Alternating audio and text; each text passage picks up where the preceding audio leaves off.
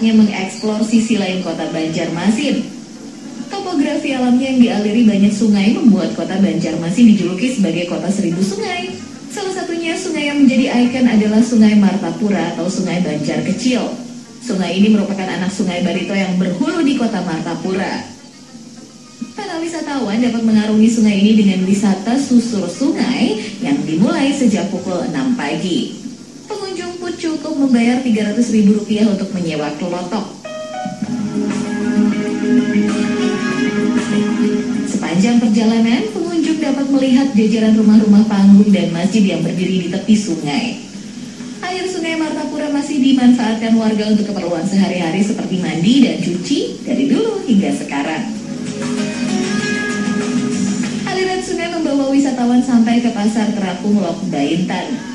Pasar apung ini sudah ada sejak zaman Kesultanan Banjar. Pasar ini masih tetap ada hingga sekarang, meski jumlahnya tak sebanyak dulu. Ini karena pedagangnya merupakan para petani yang memasarkan langsung hasil kebun mereka. Para pedagang bertransaksi di atas perahu kayu kecil yang disebut jukung. Selain hasil bumi, pedagang yang kebanyakan ibu-ibu rumah tangga ini juga menjajakan bermacam-macam jajanan pasar kue tradisional. Ini jeruk apa Bu namanya? Jeruk pakis.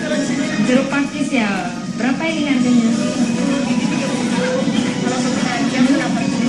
Oh gitu, buat 1 kilo gitu ya? 1 kilo? 100 biji ya?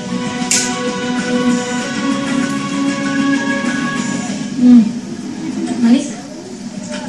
Ini dia pemirsa wisata sungai yang paling asik karena kita biasa sambil menyusuri sungai dan juga jajan-jajanan buah-buahan atau kue-kue. Salah satunya di Pasar Lok Baintan, Kalimantan Selatan ini. Dan kalau mau kesini harus pagi-pagi karena pasar ini cuma ada sampai jam setengah 10 pagi aja. Nah semoga pasar ini akan tetap terus ada ya.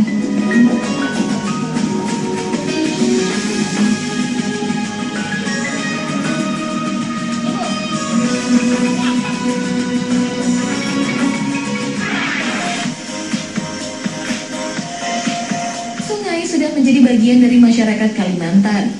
Sungai Martapura tak pernah sepi dari hilir mudiknya kendaraan air. Makanya keselamatan saat berkendara di atas sungai juga perlu diperhatikan. Wah, ternyata bukan cuma di darat ya, ada rambu-rambu lalu lintas yang harus dipatuhi. Di sungai juga ada rambu-rambu lalu lintas di pemirsa. Seperti di depan saya ini artinya di atas sungai ada kabel tegangan tinggi. Jadi warga yang melintas harus hati-hati. Ini penting banget rambu lalu lintasnya karena di sungai ini memang menjadi jalur transportasi utama bagi masyarakat Banjarmasin. Rambu-rambu ini berdiri di atas papan kayu di pinggir sungai. Rambu yang dipasang pun hampir sama dengan rambu lalu lintas di darat. Mulai dari rambu peringatan, larangan, dan petunjuk.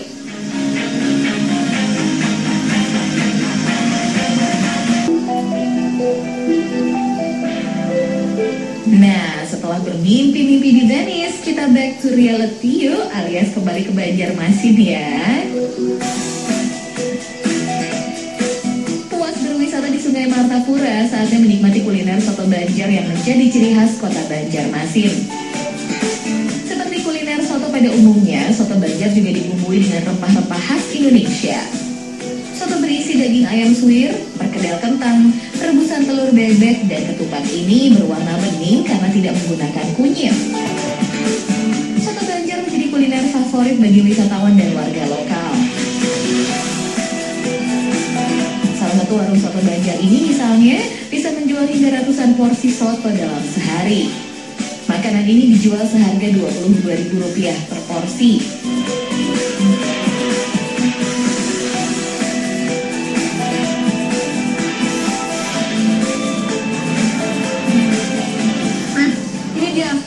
Banjar. Nah, rasa kuahnya ini gurih banget karena dicampur dengan susu.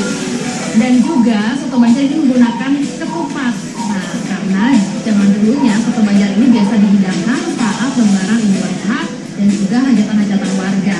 Kalau sekarang Anda bisa menikmati soto Banjar kapanpun. Jadi kalau ke Banjarmasin, jangan lupa ya menikmati soto Banjar.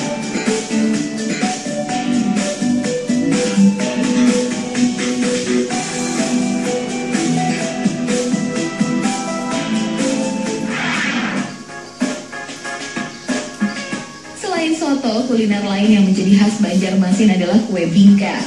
Penganan khas Banjar ini bahkan sudah terkenal hingga negara tetangga Malaysia dan Brunei Darussalam. Adonan kue ini terbuat dari kentang rebus yang dihaluskan, santan, gula, telur, dan tepung terigu. Bingka dimasak dalam oven selama 1 jam.